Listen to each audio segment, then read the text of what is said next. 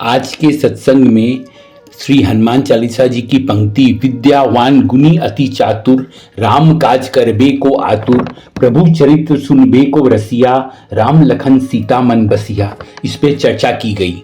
सबसे पहले एक एक करके चलते हैं। विद्यावान, जो हनुमान जी भगवान है वो 64 कलाओं की विद्याओं से पारंगत हैं, परम ज्ञानी हैं और सब विद्याओं में वो उत्तीर्ण हैं, सब विद्याओं से वो पारंगत हैं।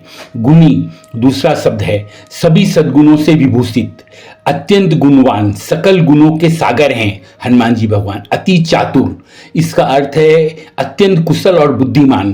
कहा गया है कि गुण ज्ञान शक्ति दिखानी चाहिए जहां भी ये चातुरता होती है, तो हनुमान जी भगवान अपना ज्ञान गुण और शक्ति का प्रदर्शन वहीं करते हैं जहां उसकी जरूरत होती है, माने विवेकशीलता से उसका प्रदर्शन करते हैं। संसार में विद्वान तो बहुत हैं, रावण जैसा विद्वान है, पर हनुमान जी विद्यावान है, क्योंकि विद्वान अभिमान करता है और हनुमान जी भगवान पूर्ण रूप से विनम्र हैं। विद्या प्राप्त करके अहंकार होता है तो वो विद्वान कहलाता है, और अहंकार रहित होता है तो वो विद्यावान कहलाता है। और हनुमान जी के लिए तुलसीदास जी ने जो संबोधन किया है वो विद्यावान का किया है।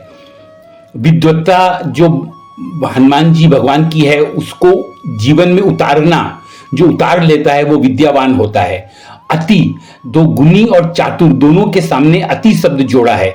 वो गुणी भी अति गुणी है और चातुर भी अति चातुर हैं। अति का विशेषण का प्रयोग किया गया है। प्रभु के लिए विशेषण अति को बहुत छोटा माना जाता है, मगर उसके बाद भी और कुछ हम कर नहीं सकते क्योंकि शब्दों की अपनी सीमा होती है। तो हनुमान जी भगवान के लिए विशेषण का अति का प्रयोग किया गया है कि वे अति गुणी हैं और अति चातुर हैं। और किसी विद्या का प्रयोग करना, जैसे कब करना, कैसे करना, कितनी मात्रा में करना, ये चातुरता हनुमान जी भगवान में पूर्ण रूप से है। हनुमान जी भगवान की चातुरता का प्रसंग हम अगर स्मरण करेंगे मानस जी में तो वो खत्म ही नहीं होते। कोई नहीं उनकी चातुरता को गा सकता, वो अनंत है। इसीलिए नीति नीति कहकर हमें शांत होना पड़ता है कि उनके जैसा चातुरता कहीं भी नहीं मिलेगी। चतुर होना और चातुर होने में बहुत फर्क है, जैसा कि ऊपर हमने व्याख्या करी है। दूसरी पंक्ति है, राम काज करबे को आतुर। उनका सबसे प्रिय जो काज है वो राम काज है हनुमान जी भगवान का। हर प्रकार से प्रभु का काम करने के लिए वे आतुर रहते हैं, यानी उत्सुक रहते हैं, तत्पर रहते हैं। उनका अवतार ही प्रभु कार्य करने के लिए हुआ है। राम काज करने का वो बहाना खोजते रहते हैं कि कोई भी बहाना उन्हें मिल जाए और प्रभु का काज उन्हें हाथ लग जाए। प्रभु ने कोई काम दिया वो हनुमान जी पूर्ण करते हैं और हनुमान जी पूर्ण करके ही रहते हैं। हम सब संसार का काम करने के लिए आतुर होते हैं, पर प्रभु श्री हनुमान जी राम काज करने के लिए आतुर हैं। ये कितना बड़ा फर्क है। राम जी भगवान ने जो काम दिया वो वे करते हैं, और राम जी भगवान के काज, जैसे राम भक्ति करने में जो व्यक्ति लगा हुआ है उसके काज भी हनुमान जी भगवान करते हैं। यानी जो राम भक्त है उसके काज भी, उसकी रक्षा भी हनुमान जी करते हैं। जैसे ही जामवंत जी ने कहा कि राम काज के लिए आपका अवतार हुआ है, हनुमान जी भगवान लंका के लिए उछाल भरने के लिए पर्वताकार हो गए। अपना आकार उन्होंने बढ़ा लिया, क्योंकि राम काज सुनते ही वे आतुर हो जाते हैं। और पूरा जीवन राम काज ही उन्होंने किया, अपने जीवन के हर काज को राम काज बना लिया। हमें भी ऐसा ही करना चाहिए कि अपने जीवन के हर काज को राम काज बना लेना चाहिए। दूसरी पंक्ति है, प्रभु चरित्र सुनबे को रसिया।